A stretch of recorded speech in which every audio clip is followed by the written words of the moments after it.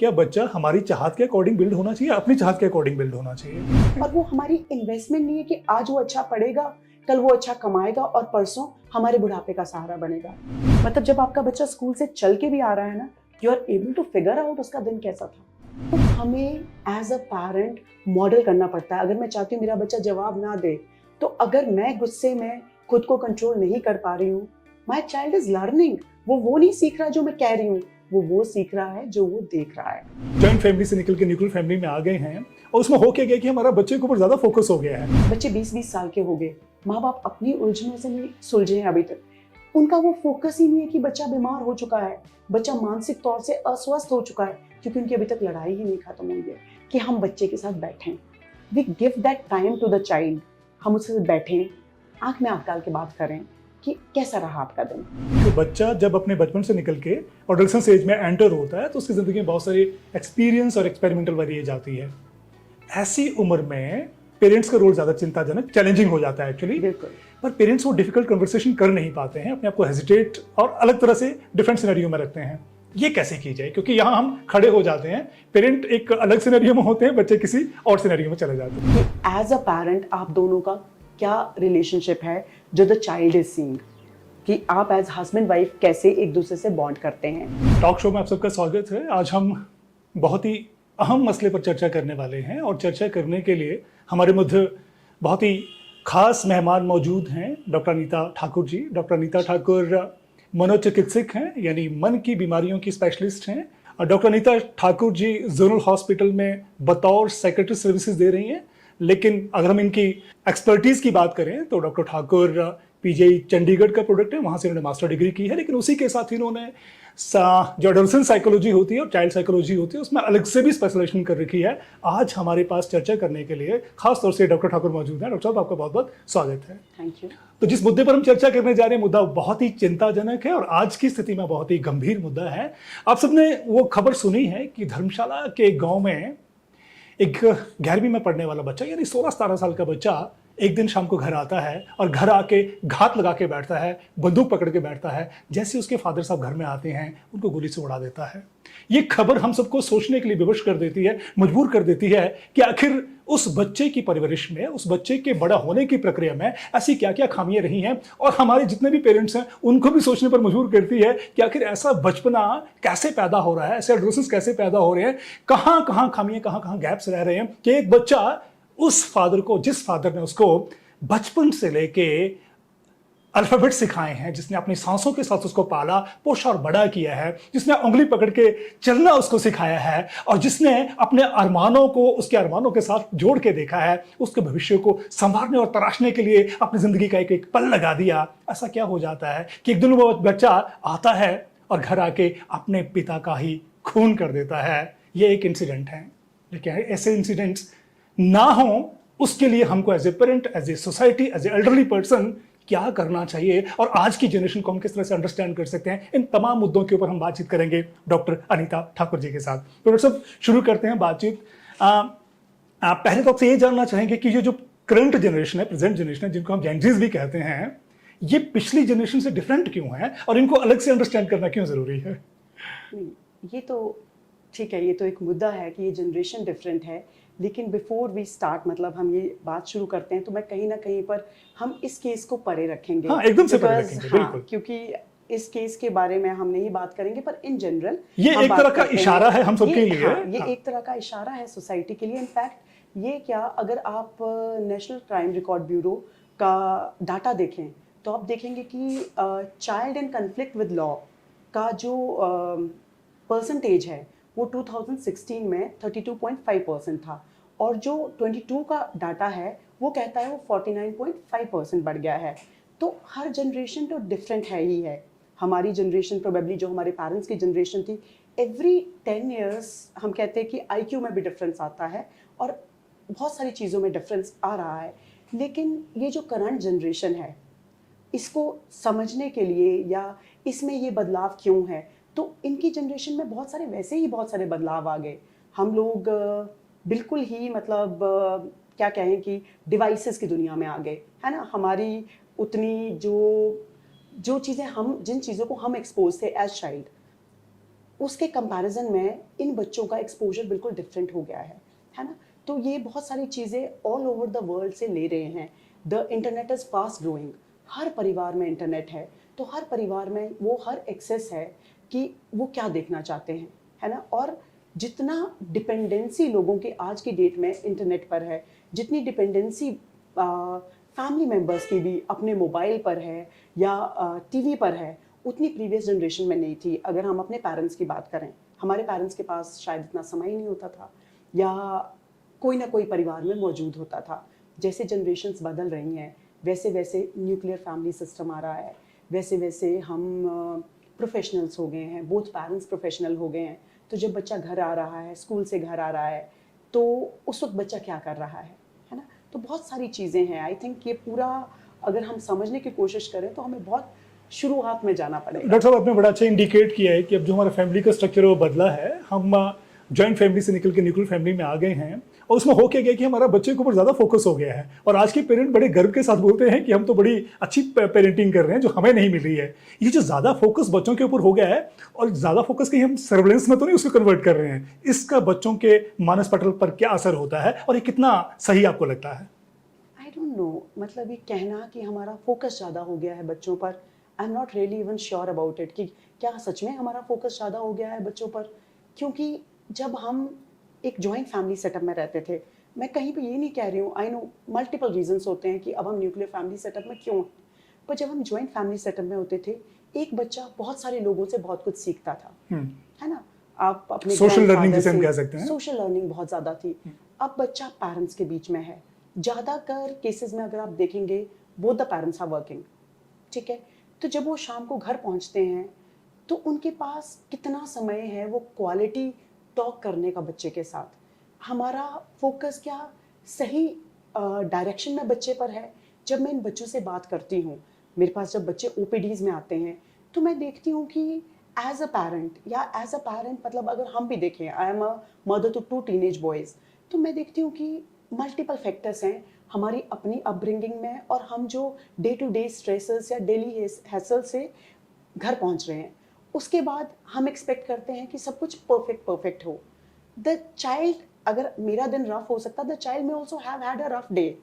पर अगर हम जाते ही, और मुझे लगता है कि आजकल की पेरेंटिंग में, मतलब आई डोंट नो, मतलब that is what I am figuring out. Parenting सबसे डिफिकल्ट टास्क है, सबसे पहले तो मैं ये कह दूं। पर आजकल की पेरेंटिंग में एक कांस्टेंट क्रिटिसिज्म है। एक हम कॉन्स्टेंटली बच्चे को कह रहे हैं कि तुम ऐसे क्यों बैठे हो, तुम्हारे बाल ऐसे क्यों हैं, तुमने ऐसा क्यों नहीं किया, या वो कोई और ऐसा कर रहा है, या कंपैरिजन है। तो मतलब कहीं ना कहीं आई डू नॉट नो, मतलब एज अ पेरेंट हमें ये समझना पड़ेगा कि हमारा बच्चा कोई बिजनेस इन्वेस्टमेंट नहीं है। अगर हमने बच्चा चूज किया है कि हमने, वो एक इंडिविजुअल है, एक्चुअली यूनिक इंडिविजुअल है। और वो हमारी इन्वेस्टमेंट नहीं है कि आज वो अच्छा पढ़ेगा, कल वो अच्छा कमाएगा और परसों हमारे बुढ़ापे का सहारा बनेगा। That is not how it works. वो पहले था। तो somewhere as a parent we need to understand कि हम अपने बच्चे से चाहते क्या हैं। क्या हम आज इसमें डॉक्टर साहब 2 बातें हैं, क्या बच्चा हमारी चाहत के अकॉर्डिंग बिल्ड होना चाहिए, अपनी चाहत के अकॉर्डिंग बिल्ड होना चाहिए? तो ये बड़ा कन्फ्लिक्ट है अपने आप में। जनरली एज ए पेरेंट हम लोग ये करते हैं कि जो मेरी चाहते हैं, मेरी जो समझ है, मेरा एक्सपोजर है, मैं उसके अकॉर्डिंग बच्चे को डेवलप करना चाहता हूँ, पर बच्चा क्या चाहता है उसका हम अंडरस्टैंडिंग करते हैं। वो भी इक्वली इंपॉर्टेंट है। दूसरा ये है कि नॉट दैट पेरेंट्स बच्चे का बुरा चाहते हैं। हम एज पेरेंट्स सोचते हैं कि जो गलतियां हमने की हमारा बच्चा ना करे, है ना। जहाँ पे हम मुंह के बल गिरे ये ना गिरे, तो हम क्या करते हैं, हमारे मैक्सिमम टास्क होते हैं जो हमारी अपनी लर्निंग्स होती हैं, ये हमारी लर्निंग्स होती है, और हमारी मैक्सिमम जो इंस्ट्रक्शंस होती हैं वो डोंट्स होती हैं। जैसे एक मैं छोटा सा एग्जांपल देती हूँ, पिंक फ्लावर के बारे में ना सोचें। आपने क्या सोचा जब मैंने कहा पिंक फ्लावर, तो सबसे पहले वही आ गया। तो हम कहते हैं जो ये आप ना कह रहे हो ना, जो ना वाला फैक्टर है, आप देखोगे इट इज़ वेरी डिफिकल्ट। तो उससे ज़्यादा बेटर है कि आप जो चाहते हो। मैं बहुत बार, जब हमारे पास मदर्स आती हैं, जब हम पेरेंटिंग एडवाइसेस देते हैं, तो हम बड़ी बार ये कहते हैं कि हमें मॉडल करना पड़ता है कि जो हम बच्चे से चाहते हैं। अगर मैं 4 घंटे बैठ के मोबाइल पर रील्स देख रही हूँ और मैं चाह रही हूँ कि मेरा बच्चा मोबाइल फ़ोन ना यूज़ करे, क्या वो पॉसिबल है?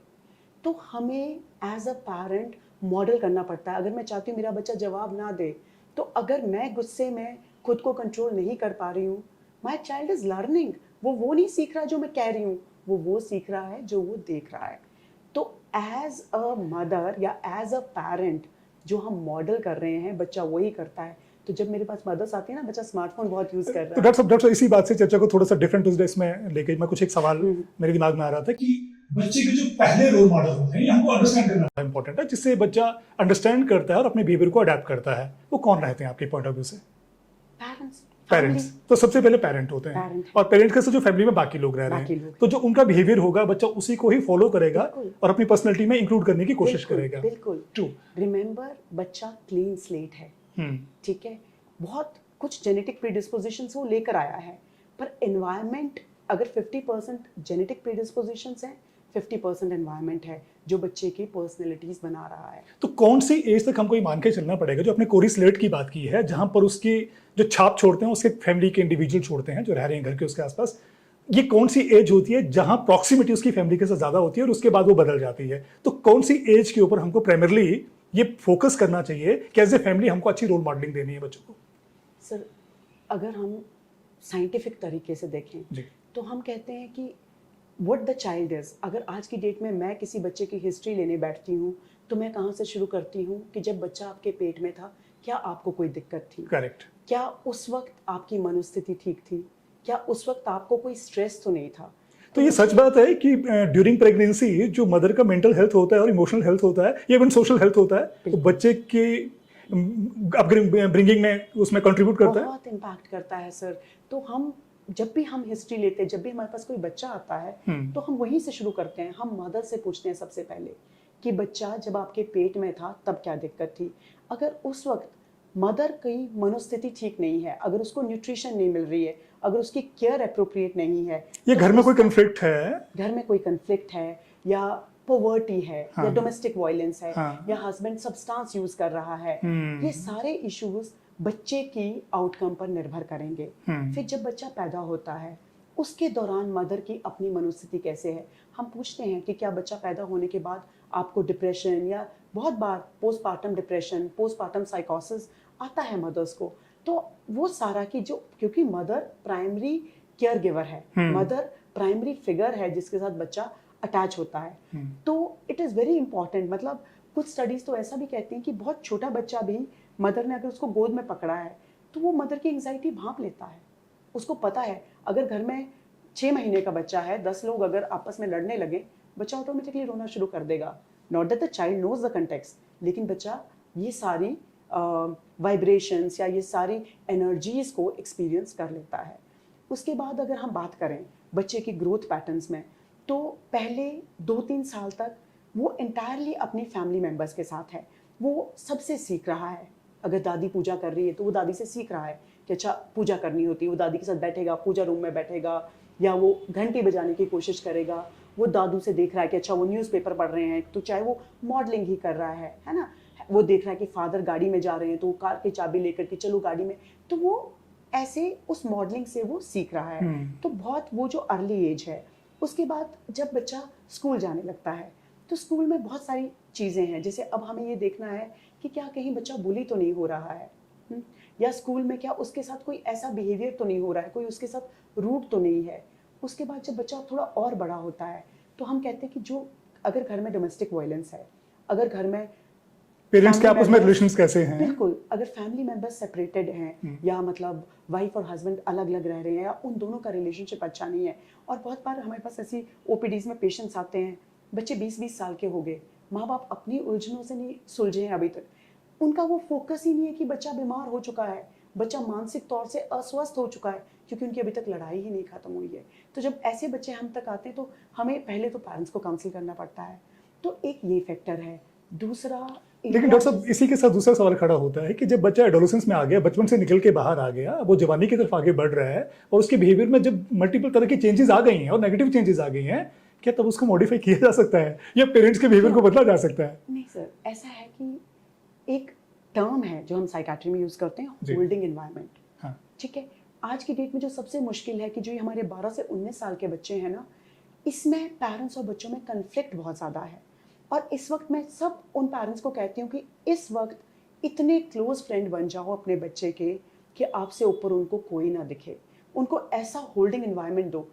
बच्चे अपने फ्रेंड्स से इतना इन्फ्लुएंस क्यों है? तो डॉक्टर साहब इसमें दोनों चीजें हैं कि जिस उम्र की आप बात करें, जिसमें एडोलेसेंस एज भी कहते हैं, जो थोड़ी अब वेरी भी करती है। आपने 11 से 19 साल की बात की, कुछ लोग 10 से 19 साल की बात भी करते हैं, 9 से 19 की बात भी करते हैं, क्योंकि एनवायरनमेंट बड़ा चेंज हो गया है। अब सवाल है कि इस उम्र में जो बच्चे का इन्फ्लुएंस होता है वो पेरेंट्स से निकल के फ्रेंड्स की तरफ ज्यादा बढ़ गया होता है। और उस उम्र में हम जितना मर्जी कोशिश करें, बच्चा पेरेंट्स की नहीं सुनेगा, दोस्तों की तरफ उसका ज्यादा झुकाव हो जाता है, और दोस्तों के साथ रहना उसको बड़ा रोजी रोजी लगता है, बड़ी अच्छी वाली फीलिंग्स आती हैं। डेफिनेटली सर, ये है। लेकिन अगर हम बच्चे को वो एनवायरनमेंट दे दें, अगर हम अपने चाइल्ड को कभी कोशिश करके देखना सर, अगर हम अपने चाइल्ड को ना बिल्कुल ही एक्सेप्टेंस वाला एनवायरनमेंट दे दें, ठीक है, how many time do we hug our child, how many time do we appreciate our child, है ना? दिन में हम कितनी बार कहते हैं कि यार नहीं तुम आज अच्छे लग रहे हो। और डॉक्टर साहब इसमें दो चीजें और भी है। अगर हम 12-13 साल में ये अपने आप में व्यवहार में चेंजेस लेके आएंगे, तो बच्चे को लगेगा अचानक मेरी मम्मी और पापा को हो क्या गया, क्या मुझे हक करना शुरू कर दिया। पहले तो उनके बिहेवियर में डिफरेंट था कि वो शुरू से ही आपको देना पड़ेगा। हाँ, वो जो एक होल्डिंग एनवायरनमेंट है, correct, the child should know कि इस पूरी दुनिया में ये मेरे पिलर्स हैं, मैं कुछ भी करूं पर these are the two people जो मेरे लिए हमेशा खड़े रहेंगे, चाहे वो गुस्सा भी होंगे। तो ये एहसास और ये फीलिंग हमको बचपन से ही बच्चे को देनी पड़ती है कि हम तुम्हारे पिलर हैं और हम तुम्हारी जिंदगी में सबसे इंपॉर्टेंट स्टेक होल्डर है एक्चुअली। हाँ, लेकिन वो बोल के नहीं होगा ना सर, दिखाना पड़ेगा, जतला के होगा। और वो जतला के ऐसा होगा व्यवहार में दिखाना पड़ेगा कि जब बच्चा कुछ, मैं बहुत बार, जैसे एक सिंपल सा वो है, बच्चे को डांट पड़ी स्कूल में, प्रिंसिपल ने बुला लिया पेरेंट्स को, और पेरेंट्स ने आकर उसको डांट दिया, ठीक है, तो वो कंटेक्स्ट किसने समझने की कोशिश की? फादर फ्रस्ट्रेटेड कि मैं जॉब से आया, तुम्हारे प्रिंसिपल ने मुझे बुला दिया। मदर फ्रस्ट्रेटेड कि मैं तो सब कुछ दे रही हूँ, तुम्हें हाथ पर दे रही हूँ। Who has tried to understand that context? एक छोटा सा मैं आपको एग्जाम्पल देती हूँ। एक मेरे पास अब 15 साल 16 साल में बच्चा आया है सर। कुछ चीज़ें हैं, मतलब वेल फैमिली, ओनली चाइल्ड, दोनों पेरेंट्स वर्किंग हैं और बहुत अच्छा वैल्यू है, लेकिन चाइल्ड को जब वो बड़ा हो रहा था तो उसको एक चीज़ हम कहते हैं ADHD, जिसको बच्चे में attention deficit hyper activity disorder होता है। ऐसा बच्चा टिक कर नहीं बैठता है, इसका अटेंशन स्पैन कम होता है, थोड़ा एक्सटर्नलाइजिंग सा होता है कि मतलब चीज़ें घुमा देगा, होमवर्क नहीं कंप्लीट कर पाएगा, स्कूल में उतना कंसंट्रेट नहीं कर पाएगा। अब 45 मिनट्स के पीरियड में बच्चा नहीं कंसंट्रेट कर पा रहा है, तो हर टीचर उसी को पॉइंट कर रहा है, तो समहाउ वो बच्चा क्लास का पॉइंट आउट करने वाला बच्चा बन गया है। हर PTM में उसकी शिकायत हो रही है, पेरेंट्स उसी को डांट रहे हैं। अब धीरे धीरे जब ये बच्चा बड़ा होगा, और ये साइकियाट्री एक्सप्लेन करती है कि अब ये बच्चा क्या होगा, एक टाइम के बाद हो जाएगा डिफायंस, जिसको हम कहते हैं अपनी भाषा में कंडक्ट डिसऑर्डर। ये टीचर को जवाब देने लगेगा, ये पेरेंट्स को जवाब देने लगेगा।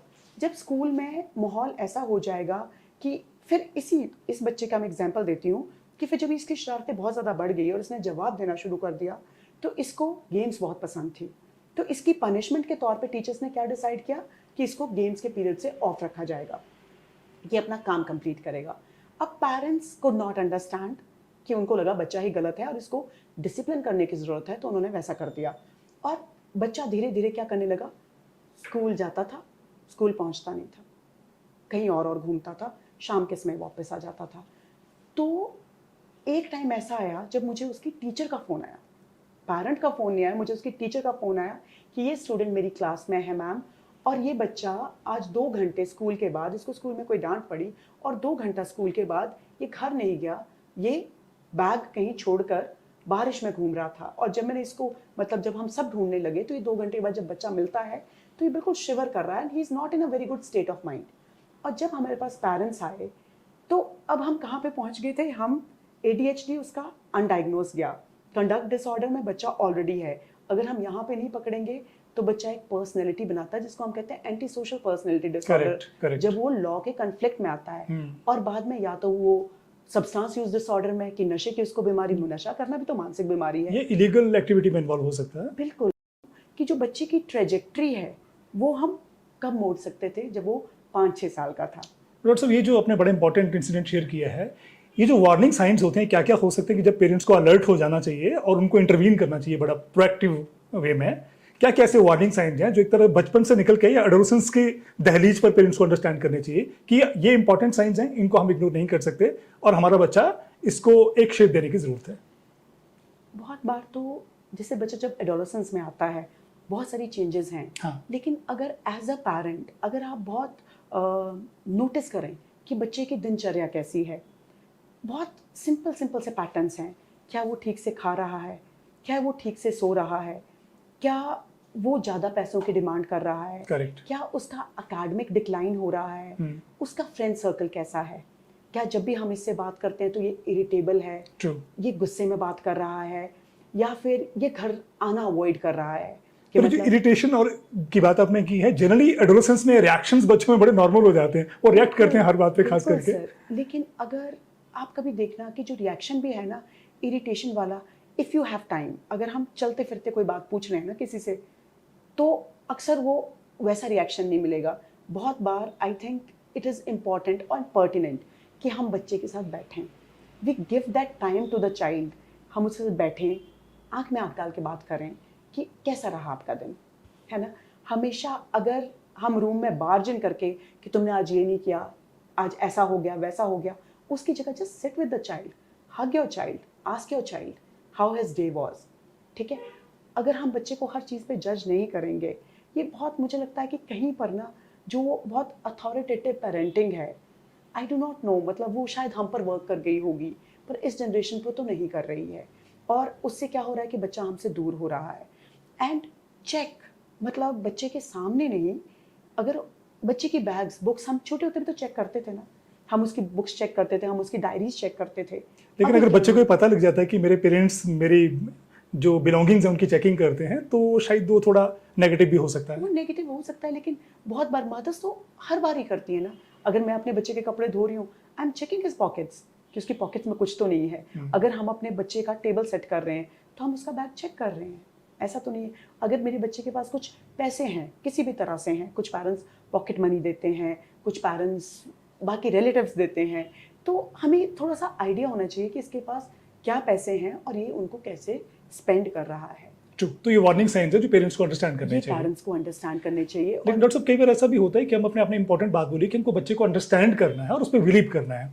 इसका दूसरा पहलू भी है कि कुछ पेरेंट्स ऐसे होते हैं जो अपने बच्चे पर ज्यादा बिलीव करते हैं, उनको लगता है कि मेरा बच्चा इज ऑलवेज राइट, तो तब भी हम कुछ जो वार्निंग साइंस होते हैं उनको हम इग्नोर कर जाते हैं, तो आने वाले वक्त में प्रॉब्लम ज्यादा क्रिएट हो जाती है। ये तो है सर, लेकिन एज पेरेंट्स हम सबकी कॉमन सेंस तो प्रिवेल करती है जी। है ना। अगर चाइल्ड ने बहुत छोटे से समय में बहुत ज़्यादा कोई एक्सपेंडिचर कर दिया है तो यू वुड नो दैट। मुझे लगता है कि हम बहुत इंट्यूटिव होते हैं, आई डोंट नो, मतलब मैं एज अ मदर, या मैं बहुत सारी मदर्स को ऐसा देखती हूँ कि मतलब जब आपका बच्चा स्कूल से चल के भी आ रहा है ना, you are able to figure out उसका दिन कैसा था, उसका पोस्चर बता रहा है। Correct. वो अगर आपसे आई कांटेक्ट नहीं कर रहा है तो कुछ गड़बड़ है उसके बिहेवियर में, उसकी जिंदगी में कुछ खराब चल रहा है। बिल्कुल।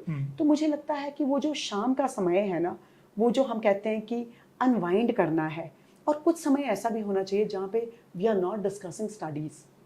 वेरी ट्रू, ठीक है, वेरी बिकॉज बहुत बार ये होता है कि बच्चा अपने पेरेंट्स से जाना क्यों नहीं चाहता है, हाँ, स्पेशली एडोलेसेंस, है ना, कि वहाँ पे ये या तो डिस्कस करेंगे कि मैं पढ़ नहीं रहा हूँ, या मेरे टीचर्स क्या बोल रहे हैं, या मैं करियर के बारे में क्या बात कर रहा हूँ। तो मुझे लगता है कि एज अ फ्रेंड बनने के लिए पहल हमें ही करनी पड़ेगी। True, we will have to change. जो हमारा टॉपिक ऑफ डिस्कशन है उन मुद्दों पे बात करें जो उसके इंटरेस्ट वाले हैं, रादर देन जो उसको इरिटेट करने वाले हैं। जो उसको इरिटेट करने वाले हैं, क्योंकि जब आप उसकी लाइफ में वो पार्ट बन जाएंगे, the child is going to look up to you. Correct. And बहुत बार हम कहते हैं कि ब्रेन में मल्टीपल, हम वी से कि यू नो कुछ हार्मोन्स हैं, कुछ केमिकल्स हैं जो वेल बीइंग को इम्प्रूव करते हैं। तो recently I was starting something and I was like it is very pertinent कि आप अपने चाइल्ड को एक फिजिकल टच दें, है ना। मुझे लगता है कि you know every parent should try. And जैसे हम सुबह की शुरुआत करते हैं, एक बहुत सिंपल सा मैं आपको एग्जांपल देती हूँ। हमारे ब्रेन में वेव्स होते हैं, अल्फा, बीटा, डेल्टा, थीटा। तो जब हम डीप स्लीप में होते हैं तो वो डेल्टा वेव चल रहे होते हैं। तो जब हम बच्चे को अलार्म से उठाते हैं या बच्चे को हम डांट कर उठा रहे हैं कि तुम उठ नहीं रहे हो, तो उससे क्या, और जो अल्फा वेव्स हैं वो काम वेव्स हैं, बिल्कुल वो जो रिलैक्स चाइल्ड है उसके वेव्स हैं। तो अगर मैं किसी को चिल्लाकर उठा रही हूँ तो वो सीधे डेल्टा से बीटा वेव्स में आता है, जो कि बिल्कुल एक्टिव वाले वेव्स हैं। तो हमें लगता है कि जो सुबह की शुरुआत है, अगर वो राइट नोट पर होती है, जब आपको पता है कि बच्चा 2 मिनट कहने वाला है, 5 मिनट कहने वाला है कि मैं उठता हूँ, तो इट इज़ ऑलवेज बेटर कि आप वो 5 मिनट एक्स्ट्रा ले लो, आप अपने बच्चे के सर पे हाथ फेर लो, उसको प्यार से जगा लो, start the tone right. True true. Doctor साहब, अगला बड़ा इंपॉर्टेंट इशू है डिफिकल्ट कन्वर्सेशन। खास करके एक बच्चा जब अपने बचपन से निकल के एडोलसेंस एज में एंटर होता है तो उसकी जिंदगी में बहुत सारे एक्सपीरियंस और एक्सपेरिमेंटल वाली एज आती है। ऐसी उम्र में पेरेंट्स का रोल ज्यादा चिंताजनक, चैलेंजिंग हो जाता है एक्चुअली। बिल्कुल। पर पेरेंट्स वो डिफिकल्ट कन्वर्सेशन कर नहीं पाते हैं, अपने आप को हेजिटेट और अलग तरह से डिफरेंट सिनेरियो में रखते हैं। ये कैसे की जाए? क्योंकि यहाँ हम खड़े हो जाते हैं, पेरेंट एक अलग सिनेरियो में होते हैं, बच्चे किसी और सिनेरियो में चले जाते हैं। और डिफिकल्ट सिनेरियो, डिफिकल्ट कन्वर्सेशन की जब मैं बात कर रहा हूँ, खास करके जब उसकी इन्फैचुएशन हो रही है, अपोजिट सेक्स को लेकर उसका आकर्षण बन रहा है, और कभी उसका मन करता है कि मुझे सब्सटेंस को यूज भी करना है, क्योंकि हमारे लैंडस्केप में सब्सटेंस है। ये दो तरह की डिस्कशन और कन्वर्सेशन हम, क्योंकि इनका इम्पैक्ट ज्यादा होता है अगर ये आगे बढ़ती जाती हैं दोनों।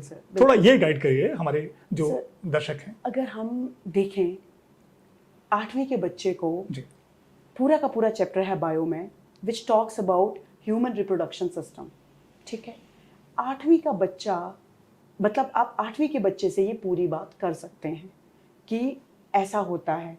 Probably when we talk about sex education या when we talk about infatuations normal हैं, उसको कोई स्टॉप नहीं कर सकता है। True, बिल्कुल। But how far you can go and what is right, what is not right. तो ये बहुत बार मुझे वही मॉडलिंग की बात कि एज अ पेरेंट आप दोनों का क्या रिलेशनशिप है जो द चाइल्ड इज सीइंग, कि आप एज हस्बैंड वाइफ कैसे एक दूसरे से बॉन्ड करते हैं। अब जब आप चाइल्ड से ये difficult conversation, I have spoken, my child is in 8th currently, I have told him about कि ये सारा जब मैंने बायो का चैप्टर पढ़ाया, आई टोल्ड हिम अबाउट कि प्रेगनेंसीज कैसे होती हैं, मेंस्ट्रुएशन क्या होती है। हम पॉक्सो की भी बात करते हैं सर, है ना, जब मैं अपने बच्चे से, क्योंकि जब मैं बच्चों को देखती हूँ and when I look at those children जो 14 साल के हैं, 15 साल के हैं, 12 साल की लड़कियां हैं जो प्रेग्नेंट हो गई हैं, तो मुझे लगता है इससे बेटर था कि हम इनको यही बता देते कि व्हाट इज द मतलब रिप्रोडक्शन क्या है और हमारी रिस्पॉन्सिबल बिहेवियर क्या हो सकता है, रिस्पॉन्सिबल बिहेवियर क्या हो सकता है। और इससे ये बढ़ता नहीं है। जो फैमिली लोगों को लगता है ना कि अगर हम आज इनसे ऐसी बात करेंगे तो इनको इससे खुली छूट मिल जाएगी, ऐसा नहीं है सर। तो अक्सर पेरेंट्स को ये लगता है कि अगर मेरी बच्ची है या बच्चा है, उसको 15-16 साल के बाद ही एडल्ट बिहेवियर की जानकारी होनी चाहिए। लेकिन जिस तरह की सिनेरियो बदल रहा है, और आपने शुरू में भी बोला है, कौन सी ऐसी राइट एज है जिस उम्र में हमको बच्चों से ये बात करनी चाहिए, खास करके जो एडल्ट बिहेवियर है या सेक्स एंड सेक्सुअलिटी है? सर मैं अब आपको जैसे बता रही हूँ कि CBSE की बुक्स आपको 8th क्लास में ये सारा दे रही हैं, वो भी 14-15 साल की उम्र है, 13-14 साल की 13-14 साल की उम्र है। पर लेकिन जैसे आपने बोला 11 साल की बच्ची प्रेग्नेंट हो रही है। हाँ, तो मुझे लगता है कि प्रोबेबली जब बच्ची को मेंस्ट्रुअल साइकिल आ रही है, सबसे पहले तो जब बच्ची को फर्स्ट मेंस्ट्रुअल साइकिल आ रही है, प्रोबेबली उससे पहले भी जब हम मेंस्ट्रुअल हाइजीन की बात करते हैं, जब हम ये सारी बातें समझाते हैं, उसके साथ साथ मेंस्ट्रुएशन क्यों आई है और क्या वजह है, और अगर मेंस्ट्रुएशन नहीं आए तो क्या क्या इश्यूज हो सकते हैं, वो भी probably that is the exact time to talk to the child about it. ऐसा लगता है डॉक्टर साहब, दूसरा पार्ट होता है कि बच्चियों के साथ मेंस्ट्रुएशन साइकिल के बारे में बातचीत माँ करे तो बेहतर है। आपका क्या मानना, माँ को करनी चाहिए, पापा को भी करनी चाहिए? Sir I don't know, may be लोगों को लगता है कि शायद हम साइकियाट्रिस्ट हैं, हम थोड़ा सा ऐसा सोचते हैं, पर मुझे लगता है कि ये तो टैबू होना ही नहीं चाहिए। True, very true, very true. बच्चे में ज्यादा कॉन्फिडेंस आएगा एक्चुअली। और ये मतलब it is not necessary, it is not even gender bias, correct, है ना? Because when I was speaking to my son and I was telling him, जब मैं उसको पढ़ा रही थी तो मैंने उसको बोला कि ऐसा होता है कि women को from the age of 12 to 13 till 50, almost 50-55 years, her month menstrual cycle आती हैं, and he was very sad, oh that must be difficult, so let the child know। लेकिन इसी कन्वर्सेशन में उसको अगले जेंडर को अंडरस्टैंड करने में मदद मिलती जो इम्पोर्टेंट है। तो मुझे लगता है कि नहीं, let us talk to our children about everything under the sun. अगर वो किसी और से लेकर आएंगे और गलत इन्फॉर्मेशन लेकर आएंगे तो उससे बेहतर है कि हमसे बेहतर सही इन्फॉर्मेशन उस बच्चे को कोई नहीं दे सकता है। ट्रू। तो जो बाहर से इन्फॉर्मेशन आएगी और दोस्तों से इन्फॉर्मेशन आएगी, वो वेग होगी, खराब होगी, नेगेटिव होगी। पेरेंट्स उसको एक्चुअल एजुकेशन दे पाएंगे। Very true. और दूसरी है डॉक्टर साहब, जो ज्यादा इन्फ्लुएंस बच्चों को होता है, जैसे एडोलसेंस में जाते हैं, वो होता है सब्सटेंस यूजिंग का, और अल्कोहल और बियर और टोबैको, ये बहुत इंपॉर्टेंट है जो बच्चे एक्सपीरियंस करना चाहते हैं। बिल्कुल। इसको किस तरह से गेज करें और कैसे इंटरवीन करें, और पेरेंट्स कैसे कन्वर्सेशन करें बच्चों के साथ?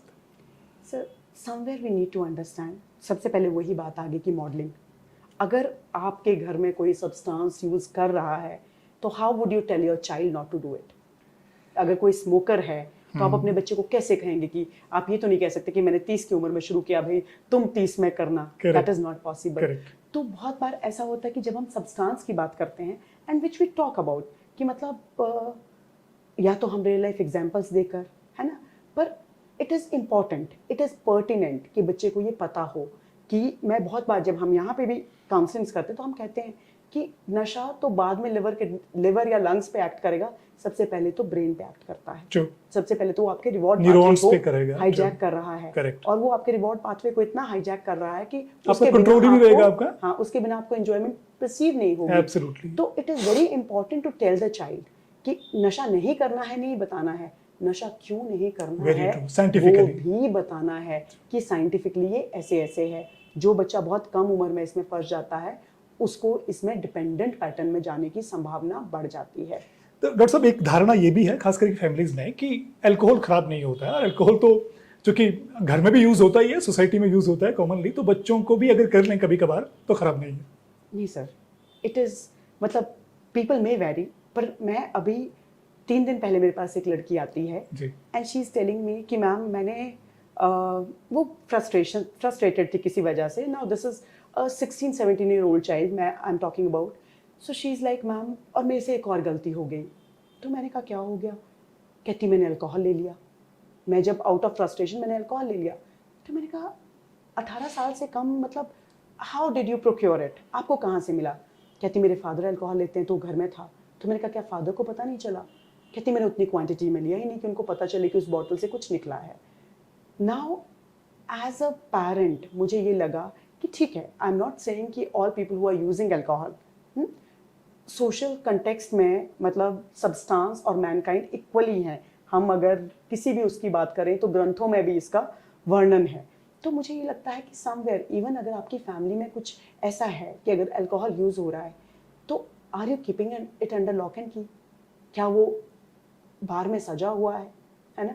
और हम ग्लैमराइज तो नहीं कर रहे हैं उसको, हम उसको ग्लैमराइज तो नहीं कर रहे हैं, या हम ये तो नहीं कह रहे कि because I am tired today तो आज तो मैं पीऊंगा, बिकॉज आज हमने सेलिब्रेट करना है तो आज तो मैं पीऊंगा। Let us not connect these things. तो मैं कह रही हूँ कि पेरेंटिंग डिफिकल्ट इसलिए है क्योंकि हम एज पेरेंट्स हमें रोल मॉडल बनना पड़ रहा है, हमें वो अपने आप को बदलना पड़ रहा है so that the next generation sees what is important. So doctor साहब, आपकी कन्वर्सेशन में, आपके साथ कन्वर्सेशन में एक इंपॉर्टेंट चीज निकल के आई कि अगर आज का बच्चे वायलेंट हो रहे हैं या इलीगल एक्टिविटी में जा रहे हैं, क्रिमिनल बिहेवियर में इवन जा रहे हैं, तो उसके पीछे जो कंट्रीब्यूटरी फैक्टर है वो एक पेरेंटिंग इंपॉर्टेंट है, हमारा एनवायरनमेंट है, हमारी सोसाइटी है। कोई भी बच्चा यूनिक इंडिविजुअल है और वो क्रिमिनल या इलीगल एक्टिविटी की बैकग्राउंड लेके अपने आप में नहीं आता है। तो अल्टीमेटली सोसाइटी है, हमारा माहौल है, हमारा घर है जो उस बच्चे को एक तरह का डायरेक्शन देता है और शेप देता है। तो इसके लिए किसी बच्चों के जिम्मेदार करना या जिम्मेदारी देना और इस तरह की टैगिंग करना वो ठीक नहीं है, ना ही सोसाइटी के लिए ठीक है। पूरा कंटेक्स्ट समझना पड़ेगा कि क्या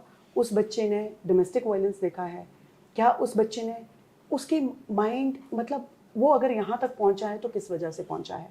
तो अगर बहुत सारी चीज़ें, अगर सब्सटेंस यूज है, अगर पेरेंट्स सेपरेटेड हैं, अगर डोमेस्टिक वायलेंस की हिस्ट्री है, अगर उसका चाइल्डहुड सेक्सुअल अब्यूज़ हुआ है या उसका डोमेस्टिक वायलेंस हुआ है, उसको मारा पीटा गया है, तो कहीं ना कहीं पे दैट चाइल्ड और एनी चाइल्ड वुड फील कि it is right to hit somebody, it is right कि ये जो मैं कर रहा हूँ ये बिल्कुल ठीक है। तो मुझे कहीं पे लगता है कि वो जो हम चीज़ों को ग्लैमराइज कर रहे हैं या वो जो हम मल्टीपल ट्रॉमास दे रहे हैं फॉर एनी चाइल्ड, जैसे हमारे पास अगर कोई इमरजेंसी में एक बच्चा आता है, चाहे वो पॉक्सो से है किसी का या कोई रेप विक्टिम है, तो वो जो मल्टीपल ट्रॉमास उस बच्चे को मिल रहे हैं, एक ट्रॉमा तो वो इवेंट था, ये जो इवेंट या कोई भी इवेंट जिसमें बच्चा हीनियस क्राइम में इन्वॉल्व है, वो बच्चे के माइंड पर भी ट्रॉमा है। किसी ने किसी को ट्रॉमा पहुंचाया तो ऐसा थोड़ी कि वो ट्रॉमाटाइज नहीं हुआ है। और अब वो मल्टीपल ट्रॉमा कहाँ से आ रहा है? अगर बहुत सारे लोग उसको देखने जा रहे हैं, बहुत सारे लोग उसको उस नज़र से देख रहे हैं, वो उन्होंने आज ही उसको क्रिमिनल ठहरा दिया है। As a society why have we reach that stage? और अगर आज हम चिट्टे की बात कर रहे हैं, हम कह रहे हैं कि कोई नशा कर रहा है, नशे में ऐसा हो रहा है, राइट अंडर आवर नोजेस। पिछली जनरेशन में तो ऐसा नहीं था। तो अगर ये आया तो कहीं ना कहीं पर तो प्रोग्रेशन कैसी हुई और उसमें कौन कौन इन्वॉल्व रहे हैं, और हम एज अ सोसाइटी क्या किसी ने इजी मनी देखा? क्या किसी ने ये नहीं देखा कि हम अपने बच्चों की हेल्थ के साथ खिलवाड़ कर रहे हैं, ठीक है। तो मुझे लगता है कि मल्टीपल फैक्टर्स हैं। Correct. मैं बहुत मतलब I was initially also discussing, जो मेरा फेवरेट कोट है ना वो ये है, it takes a village to raise a child. पूरा का पूरा गांव इन्वॉल्व है कि एक बच्चा कैसे बड़ा हो रहा है। तो it is not the parents, it is not the immediate family, it is the friends, it is the school, it is the society माहौल है जिसमें वो सारे का बच्चा सारा। रेज हो रहा है, जिसमें वो सही गलत देख रहा है और उसको ये समझ आ रहा है कि ये कर किया जा सकता है, ये नहीं किया जा सकता है।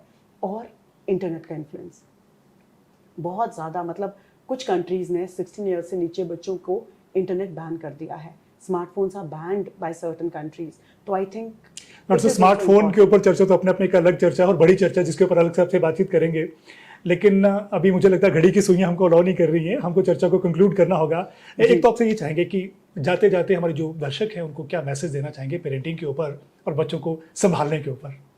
सर मैं ये कहना चाहूँगी कि पेरेंटिंग डिफ़िकल्ट है, चाहे मैं साइकाट्रिस्ट हूँ, मेरे लिए भी डिफ़िकल्ट है, मैं रोज़ सीख रही हूँ, मैं अपनी गलतियों से रोज़ सीख रही हूँ। तो एज पेरेंट इतनी कोशिश करें कि अपने बच्चे को वो माहौल दे पाएँ कि वो बच्चा आपको अपना सेफ स्पेस समझे। उसके लिए ये बहुत इम्पॉर्टेंट है कि जब वो घर आए तो ऐसे 2 लोग होने चाहिए जो उसको हर हर हालत में अपनाएंगे। तो जस्ट सी टू इट कि अपने आप को ज़्यादा वॉच करें, अपने वर्ड्स को वॉच करें, कोई भी ऐसा वर्ड ना यूज़ करें। एक सिंपल से एग्जांपल के साथ क्विकली रैप अप करते हूँ कि कल परसों जब मेरे पास एक बच्ची आई है ना, जो कटिंग करके आई है, तो वो कह रही कि परसों रात को मेरे फादर ने कहा कि तुम्हें मर जाना चाहिए, ठीक है। तो कहती कि जब उनको लगता है कि मुझे मर जाना चाहिए, मेरी वैल्यू कोई नहीं है, तो let us not use such terms. Let us be very watchful of what we are trying to say. As a parent, watch yourself. Gradually आपका बच्चा बहुत बेहतर इंसान निकलेगा। उसको डॉक्टर इंजीनियर से ज़्यादा ज़रूरी है बेहतर इंसान बनाए। टू डॉक्टर साहब, और डॉक्टर साहब ने एक और इम्पोर्टेंट बात पहले भी कही है कि बच्चा तो कोरी स्लेट की तरह है, कोरे कागज की तरह है। हम जो और जैसा प्रिंट करना चाहेंगे वैसा प्रिंट हो जाएगा, वैसा इंसान वो बन जाएगा। तो जिम्मेदारी हमारी ज्यादा बनती है, एक बच्चे को हम कैसा इंसान बनाना चाहते हैं, कैसा ह्यूमन बीइंग बनाना चाहते हैं और कैसा सिटीजन बनाना चाहते हैं। और डॉक्टर साहब ने एक और बड़ी इंपॉर्टेंट बात करी, बच्चा केवल पेरेंट्स के दायरे में ही बड़ा नहीं होता है, उसमें सोसाइटी है, आस पड़ोस है, स्कूल है, दोस्त है, तमाम तरह के लोग कंट्रीब्यूट करते हैं, तब जाके एक बच्चा बड़ा होता है और जिम्मेदार नागरिक बनता है। जिम्मेदार नागरिक, सवाल ये कि हमको जिम्मेदार नागरिक बनाना है या क्रिमिनल बनाना है, ये जिम्मेदारी भी हमारी है। आपको ये टॉक शो कैसा लगा कमेंट बॉक्स में जरूर लिखिएगा, आपकी प्रतिक्रिया का इंतजार रहेगा और इससे हम अपने अगले शो को और बेहतर बनाने में आपकी प्रतिक्रिया हमको मददगार रहती है। शुक्रिया, जय हिंद।